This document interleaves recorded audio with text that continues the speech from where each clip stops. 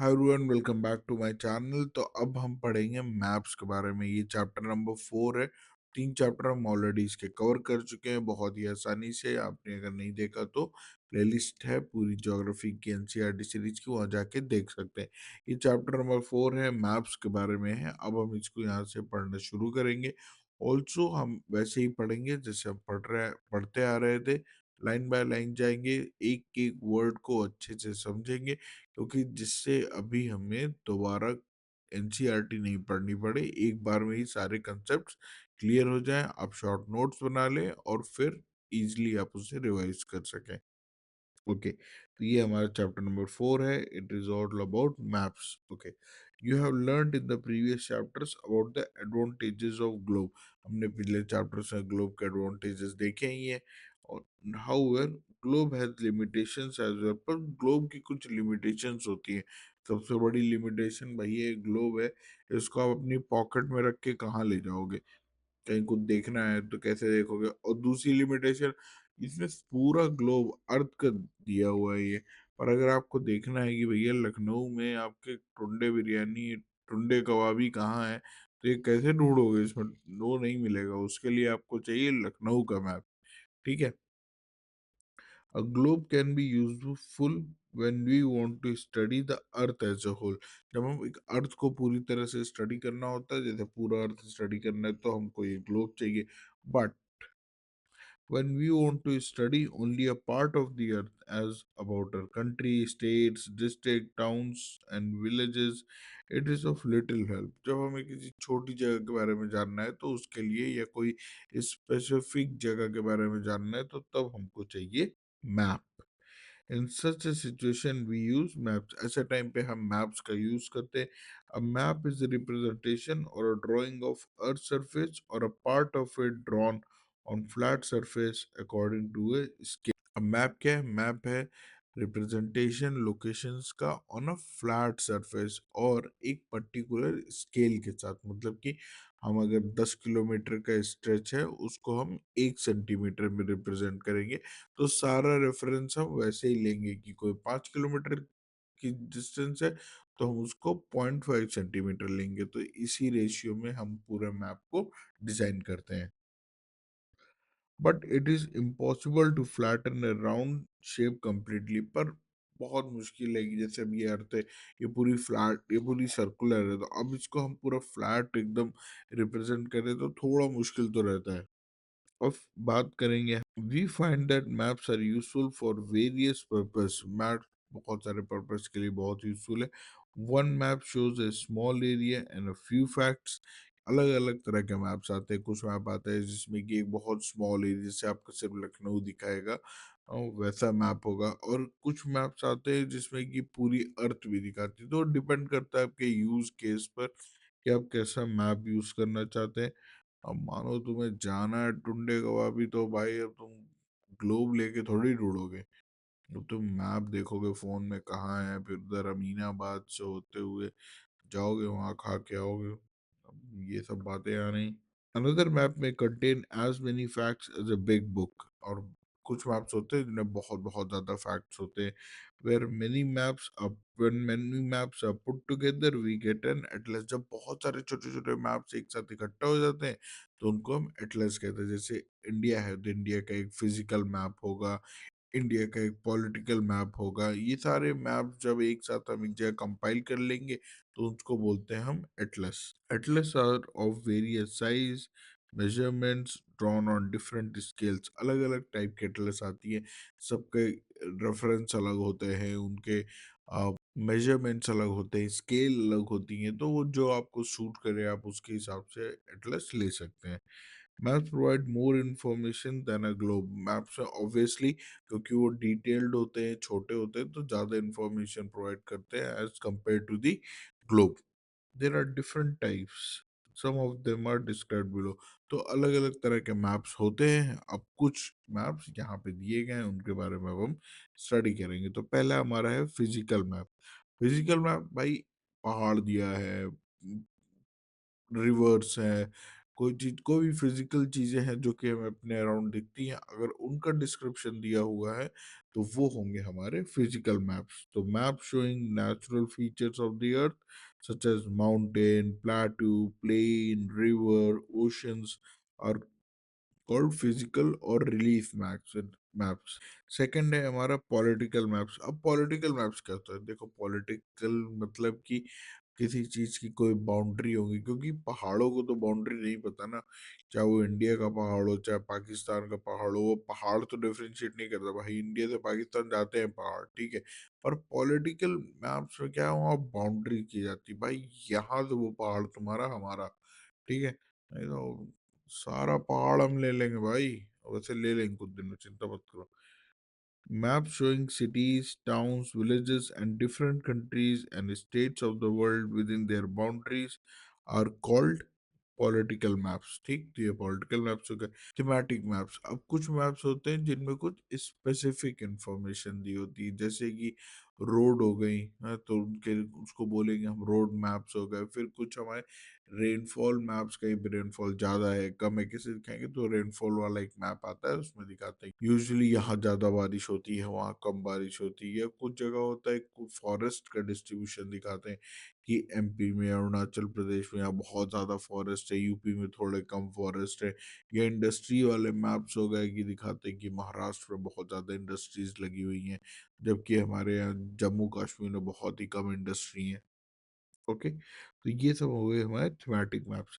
Suitable titles are given on the basic of basis of the information provided on the maps. तो maps के जो title होते हैं वो भाई जो इंफॉर्मेशन उसमें दे रहे होते हैं उसी हिसाब से रख दिए जाते हैं। There are three components of maps. अब हर मैप में ना तीन कंपोनेंट जरूर होंगे, वो है हमारा डिस्टेंस, डायरेक्शन और symbol. Distance, direction, symbol, DDS, ठीक है। तो ये जरूर होंगे हमारे हर मैप्स में। तो अब डिस्टेंस क्या होता है? Maps are drawings which reduce the entire world और a part of it to fit on a sheet of paper, ठीक है। मैप्स वही है कि पूरे वर्ल्ड को हम छोटा सा कॉम्प्रेस करके पेपर की शीट में दिखाते हैं। और we can say maps are drawn to reduce scales, ठीक है। But this reduction is done very carefully so that the distance between the places is real. बहुत ही केयरफुली हम ये करते हैं, क्योंकि ऐसा नहीं है कि इसीलिए हम बोले थे कि इसको रेशियोज में करते हैं। ऐसा नहीं कर सकते कि आपने अभी 10 किलोमीटर के 1 सेंटीमीटर में दिखा दिए, फिर 10 किलोमीटर को आपने 2 सेंटीमीटर में दिखा दिए, तो फिर आप जैसे अभी पाकिस्तान इतना सा है, इंडिया इतना बड़ा है, फिर पाकिस्तान बड़ा तो नहीं करूंगा और इतना दिखा दिया, इंडिया इतना बड़ा दिखा दिया, भाई पाकिस्तान वाले ऑफेंड हो जाएंगे। हो जाए तो हो जाए। It can only be possible when a small distance on paper represent a large distance on the ground. Therefore, a scale can be chosen for this purpose. Scale is the ratio. You would याद रखना है ratio between the actual distance on the ground and the distance shown on the map. की एक ratio होता है कि actual distance on the ground कितना था और कितना हमने मैप में शो किया है। मैंने बताया तो वो 10:1 ले लिया, मानो 10 किलोमीटर को हमने 1 सेंटीमीटर से रिप्रेजेंट किया। तो for example the distance between your school and your home is 10 kilometre. If you show this 10-kilometer distance by 2 centimeter on a map, it means 1 centimeter on the map will show 5 kilometer on the ground. The scale of your drawing will be 1 centimeter is equal to 5 centimeter. Thus, the scale is very important in any map. If you know the scale, you will be able to calculate the distance between any two places in the map. तो आप अक्सर मैं भी यही करता था कि जैसे इंडिया का हमको बॉर्डर नापना होता था कि बॉर्डर की लेंथ कितनी है, तो क्या करते थे, जब शुरू शुरू में मैप्स आए थे, शुरू शुरू में एटलस मिली थी, तो क्या करते थे, धागा लेके इंडिया के बॉर्डर में ऐसे ऐसे धागा लगा के मेजर कर लेते थे, और फिर स्केल में देखते थे अच्छा इतना सेंटीमीटर है, और फिर स्केल देखते थे, जो रेशियो होता था स्केल वाला कि अच्छा 1 सेंटीमीटर को 100 किलोमीटर बताया गया था, ठीक है। When large areas like continents or countries are to be shown on a paper, then we use a smaller scale. अगर एक कॉन्टिनेंट को शो करना हो तो हम एक बहुत ही छोटी स्केल का यूज करते हैं, और डेफिनेटली करना ही पड़ेगा, नहीं तो एक कॉन्टिनेंट को एक छोटे A4 शीट में हमको दिखाना बहुत ही मुश्किल पड़ेगा, ठीक है। For example 5 centimetre on the map shows 500 kilometre, यानी 1 सेंटीमीटर 100 किलोमीटर शो करेगा ऑफ द ग्राउंड। इसको हम कहते हैं स्मॉल स्केल मैप, क्योंकि हमारी स्केल जो हमने यूज की है बहुत ही छोटी है। When a small area like your village or town is to be shown on a paper, then we use a large scale map। अब उसमें हम लार्ज स्केल यूज करेंगे, क्योंकि हम अब विलेज दिखा रहे हैं तो विलेज छोटा है, तो हमको बहुत ज़्यादा डिस्टेंस नहीं होगी उसमें। तो हो सकता है विलेज का टोटल डायमीटर ही 2 किलोमीटर का हो, तो इसीलिए उसको हम कहते हैं लार्ज स्केल मैप।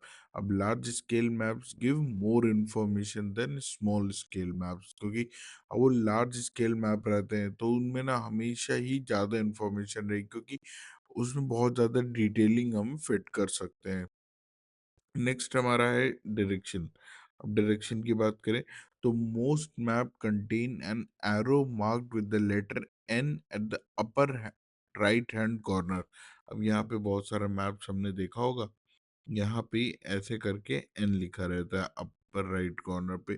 तो एन का मतलब ज्यादातर मैप जो भी आते हैं वो एकदम अपराइट आते हैं। अपराइट का मतलब कि ऊपर नॉर्थ रहेगा, आपके राइट हैंड साइड पे ईस्ट रहेगा, लेफ्ट हैंड साइड पे वेस्ट रहेगा, और नीचे की तरफ साउथ रहेगा। मतलब ये कन्वेंशन है कि यहाँ पे नॉर्थ, साउथ, ईस्ट और वेस्ट बेसिकली सारी एटलस ऐसे ही आती हैं। This arrow shows the north direction. ये जो एरो है ऊपर की तरफ, ये नॉर्थ डायरेक्शन शो करता है। It is called the north line, ठीक है। अब when you know the north you can find out the other direction. बहुत इजी है, आपको कभी भी डायरेक्शंस की कंफ्यूजन हो, आप नॉर्थ की तरफ फेस करके खड़े हो जाओ। तो जब आप नॉर्थ की तरफ फेस करके खड़े हो जाओगे तो माने ये नॉर्थ है, आप इसकी तरफ फेस कर खड़े खड़े हो जाओ, तो जो आपका राइट हैंड होगा ये हमेशा ईस्ट होगा, जो वेस्ट होगा, जो लेफ्ट हैंड होगा वो वेस्ट होगा, और आपके पीछे जो होगा वो होगा साउथ। तो ये एक बेसिक कन्वेंशन है, इसको हम याद रख सकते हैं। The major 4 directions north, south, east and west, these are called cardinal points. इनको हम कार्डिनल पॉइंट्स कहते हैं। किनको? ये जो बेसिक 4 डायरेक्शन है, नॉर्थ, साउथ, ईस्ट और वेस्ट, ठीक है। Other 4 intermediate directions. अब देखो ये नॉर्थ, साउथ, ईस्ट, वेस्ट, ये तो 4 मेजर डायरेक्शंस हो गए, नॉर्थ, साउथ, ईस्ट, वेस्ट। पर ये भी तो डायरेक्शंस है ये वाली, तो इनको भी हम काउंट करते हैं, ठीक है। North east, south east, south west and north west, we can locate any place more accurately with the help of these intermediate directions। इनको बोलते हैं हम intermediate directions, ठीक है। अब इनको कैसे हम लिखते हैं? तो इनके लिखने का भी एक तरीका है कि जैसे ये नॉर्थ है हमारा और ये ईस्ट है, तो हमेशा सबसे पहले जो नॉर्थ या साउथ का डायरेक्शन होगा हम उसको पहले लिखेंगे। जैसे जैसे हमको ये वाली डायरेक्शन के बारे में लिखना है, तो यहाँ पे क्या होगा, पहले क्या आएगा, पहले नॉर्थ आएगा, फिर ये इस तरफ है राइट हैंड साइड पे तो ईस्ट आ गया, तो ये आ गया हमारा नॉर्थ ईस्ट। अभी जैसे हम इस पे जाएंगे इस वाले डायरेक्शन को लिखने के लिए, तो यहाँ पे ये हमारा नॉर्थ है, और नॉर्थ के बाद यहाँ पे वेस्ट है, तो ये नॉर्थ वेस्ट हो गया, ठीक है। ऐसे ही हमारे साउथ के लिए, तो ये साउथ पे पहले, फिर ईस्ट, साउथ पे वेस्ट, ठीक है, okay. Find out the following directions from the figure 4.1। The direction of the community center playground from Vikas house direction is बहुत easy है, easily कर सकते हो। We can find out the direction of a place with the help of a compass। अब ये compass क्या होता है? ये रहा, ये compass है। अब तो आजकल सबके मोबाइल में रहता है वो डिजिटल वाला compass, फोन रखो नॉर्थ डायरेक्शन साउथ डायरेक्शन बता देता है। पहले के टाइम पे ना ये मैग्नेट का आता था कंपास बना हुआ, वो हमेशा ही उसमें जो रेड नीडल का जो रेड पॉइंट है, जो नीडल का रेड पॉइंट है, ये हमेशा ही नॉर्थ पॉइंट आउट करता था। तो आप किसी भी डायरेक्शन में मूव करोगे नीडल ऑटोमेटिकली नॉर्थ डायरेक्शन चली जाएगी, तो आपको पता चलता था कि आप किस डायरेक्शन में मूव कर रहे हो। We can find out the direction of a place using compass. It is an instrument use to find out main directions, ठीक है।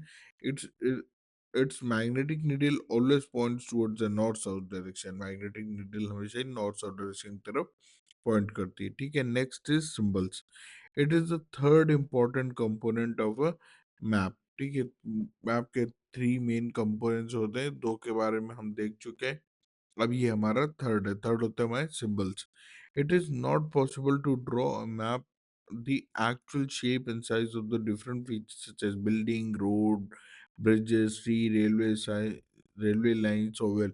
अब देखो जैसे घर बने हैं, तो हम घरों को, भाई हर किसी का घर अलग अलग डिजाइन से बना होता है, तो हम सबके घर थोड़ी मैप में अलग अलग डिजाइन के बना के दिखा सकते हैं। तो हमने क्या किया, इन सबको एक कोडिफाई कर दिया कि अगर हमें घर दिखाना है तो हमने कुछ ऐसे करके ऐसे दिखा दिया, तो ये हो गया घर का सिंबल। अगर ये बनाए तो यानी वहाँ पे किसी का घर है। अगर हमने दिखा दिया कि ऐसे करके ये बनाया और ऊपर एक ऐसे फ्लैग लगा है, तो यानी ये टेम्पल हो गया। अब इसी में अगर हमने ऐसे करके बनाया और इधर पे जाके ऊपर ये ऐसे प्लस लग गया है, तो यानी ये चर्च हो गया। ऐसे करके यहाँ पे कुछ प्लस का साइन बीच में बनाया, तो यानी ये हॉस्पिटल हो गया। तो ऐसे डिफरेंट डिफरेंट हमने सिंबल्स बना दिए, so that they are shown by using certain letters, shades, color, pictures, lines। तो अलग अलग चीजों से बनता है। These symbols give a lot of information in a limited space। बहुत छोटी स्पेस में पूरी इंफॉर्मेशन देता है। जैसे कि हमको सीधे पता चल गया कि यहाँ पे एक हॉस्पिटल है, अगर हमें पता है कि हॉस्पिटल के साइन में यहाँ बीच में प्लस बना हुआ है, तो हम पूरे मैप में अगर हमें हॉस्पिटल ढूंढना है तो हम एक ऐसी बिल्डिंग ढूंढेंगे जिसमें प्लस बना हो और फटाफट पूरा हॉस्पिटल हम ढूंढ लेंगे। With the help of these symbols, map can be drawn easily and are simple to read. Even if you don't know the language of an area and therefore cannot ask someone for directions, you can collect information from maps with the help of these symbols। मानिए आपको कोई एक fourth language का map मिल गया, आप कहीं घूमने गए पर आपको मैप मिल गया, फ्रांस गए, आपको फ्रेंच फ्रेंच आती नहीं, मैप मिल गया पर आपको हॉस्पिटल जाना हो ऑल ऑफ सडन, तो क्या करेंगे, देखेंगे कि वो सिंबल है प्लस वाला, तो हमको उधर ही जाना है, वो हॉस्पिटल है, तो उसके लिए आपको कोई लैंग्वेज जानने की जरूरत नहीं है, सिंबल है, हर कोई समझ सकता है। Maps have a universal language and can be understood by all. There is an international agreement regarding the use of this symbol। दे वहाँ पे एक इंटरनेशनल एग्रीमेंट भी है जहाँ पे इन सिंबल्स के रिगार्डिंग बनाया गया है कि ये कुछ पर्टिकुलर सिंबल्स हैं और इनको universally through out the world accept किया जाएगा। यानी सारे मैप्स में यही चीज आपका टेम्पल दिखाएगी, यही चीज रिवर दिखाएगी, यही पॉन्ड। तो these are called conventional symbols, इनको कन्वेंशनल सिंबल्स बोला जाता है। ठीक है, अब यहाँ पे जैसे ये हमारा रेलवे लाइन है, इसमें broad gauge, metre gauge, railway station ये सब दिया है। रोड दो तरह की होती है, मेटल, नॉन मेट अनमेटल। तो मेटल मतलब कि वही पक्की रोड, और अनमेटल मतलब वो कच्ची रोड जो होती है। बाउंड्री, स्टेट, इंटरनेशनल, तो ये सब कुछ सिंबल से, यही टेम्पल, चर्च, मॉस्क। और देखो छतरी, छतरी का मतलब बुद्धिज्म वाला है ये। ठीक है, अब ये post office, settlement and graveyard. Settlement मतलब जहाँ लोग रहते हो, सेटलमेंट, और ग्रेवयार्ड मतलब कि जहाँ पे लोगों की लाशें दफन की जाती हैं। ये ट्रीज का हो गया, ग्रासलैंड्स का हो गया। Various colours are used for same purpose. For example, generally blue is used for water, brown for mountains, yellow for plateau and green for plains. ये जब भी आप मैप देखेंगे आपको बहुत ज़्यादा यूजफुल आएगा। अब ये कहीं का वसंतपुर, भाई कोई जगह है उधर के, बसंतपुर, सुंदरपुर और डुमरी, ये सब मैप है, देखो सब अलग अलग कलर्स के हैं। यहाँ पे ये सेटलमेंट्स हैं, ये पेड़ लगे हुए हैं, ये रेलवे लाइन है, ये पॉन्ड हो गया, यहाँ पे ये हाईवे गई हुई है, और फिर ये यहाँ पे छतरी है, यानी कि कोई बुद्धिज्म वाला कुछ है। ये चर्च है, यहाँ पे ये स्कूल है। ठीक है, तो यहाँ पे रिवर है। देखो ये जो पता चल गया, बिना, अब मुझे आता भी नहीं है सब लैंग्वेज, फिर भी पता है। ओके, अब स्केच क्या है? Sketch is a drawing mainly based on the memory and spot observation and not to scale. Sometime a rough drawing is required of an area to tell where a particular place is located with respect to the places। अब sketch क्या है? Sketch वही है जो तुम बना के देते हो किसी को, कोई रास्ते में मिल जाता है कि भैया कहाँ जाना है, तो तुम उसको बना के नहीं देते हो कि नैपकिन पे या पेपर पे, भैया सीधे जाना, दाएं मुड़ जाना, बाएं मुड़ जाना, वो ही है स्केच। ठीक है, suppose you want to go to your friend's house but you don't know the way. Your friend may make a rough drawing to show that the way to his house. वैसे ही है ना, such a rough drawing is drawn without a scale and is called a sketch map. उसी को हम क्या कहते हैं, स्केच मैप। ठीक है, next is plan. What is plan? A plan is the drying of a small area on a large scale. Plan क्या है? प्लान एक ड्राइंग है स्मॉल एरिया की पर लार्ज स्केल में। A large scale map gives lot of information, but there are certain things which may sometimes want to know. For example, the length and the breadth of a room, which can't be shown in a map. At the time, we can refer drawings drawn to scale such as plan. अब plan क्या है? जैसे कि हम कभी घर का नक्शा, सिंपल, खत्म। अगर घर का नक्शा आपने कभी देखा है तो वही एक प्लान है, क्योंकि प्लान में क्या होता है, जैसे आपका प्लॉट पड़ा हुआ है, कोई जमीन पड़ी है, उसमें आपको एक घर बनाना है, तो उसमें एक रूम इतना लंबा होगा, वो इतना चौड़ा होगा, ठीक है, उसकी हाइट इतनी होगी, फिर उसमें गैलरी इतनी निकलेगी, फिर तुम्हारा थिएटर इतना बड़ा होगा, उसमें म्यूजिक सिस्टम, ये वो सब समझ रहे हो? तो दैट इज प्लान। ओके, तो बस here we come to the end of this chapter। ये सब खुद से कर लेना, अभी हम टिक करेंगे। Map shown showing distribution of forest. अब फॉरेस्ट दिखा रहा है अलग से मैप, तो क्या हो सकता है? Political map? नहीं, पॉलिटिकल मैप में तो बाउंड्रीज दिखाते हैं। थीमेटिक मैप, ठीक है, अब तो जो थीम हो सकती है किसी मैप की, तो यस। और फिजिकल मैप, और फिजिकल मैप में क्या आएगा भाई? फिजिकल मैप में आते हैं कि यहाँ पे पहाड़ है, जहाँ पे जंगल है, ठीक है, तो अब इन दोनों में से कोई एक हो सकता है। ओके, तो हम इसको बोलेंगे थीमेटिक मैप, ठीक है, ऑल्दो फिजिकल मैप के क्लोज है, बट हम पता है कि एक मैप है जिसमें कि सिर्फ थीम्स है, तो उसमें हम डिस्ट्रीब्यूशन ऑफ फॉरेस्ट शो कर सकते हैं। The blue colour is use for showing by water bodies. 100% नील ब्लू है, पानी पानी। एक कंपास इज यूज्ड, कंपास किस लिए? सिंबल्स के लिए, to find main direction, to measure distance. Of course हमने बताया कंपास या नॉर्थ डायरेक्शन पॉइंट आउट करने के लिए, तो डायरेक्शन के लिए। स्केल इज नेसेसरी, किसके लिए? मैप के लिए, स्केच के लिए, सिंबल्स के लिए, ऑफ कोर्स मैप के लिए। भाई ये हो जाएगा फॉर अ स्केच। नहीं, स्केच तो वही है जो आप दोस्त को बताते हो, लेफ्ट जाओ राइट जाओ वाला, तो ये फॉर अ मैप होगा, ठीक है।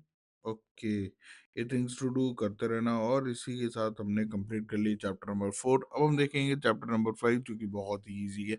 अब इसमें हम पढ़ेंगे major domains of the earth के बाद, तो नेक्स्ट चैप्टर है इसके major domains of the earth. तो स्टे ट्यून्ड। कोई भी डाउट हो, do write in the comment section में। हाफ एन आवर के अंदर 100% उसका आंसर दूंगा। कोई भी डाउट होता है किसी भी तरह का, do let me know. Thank you so much.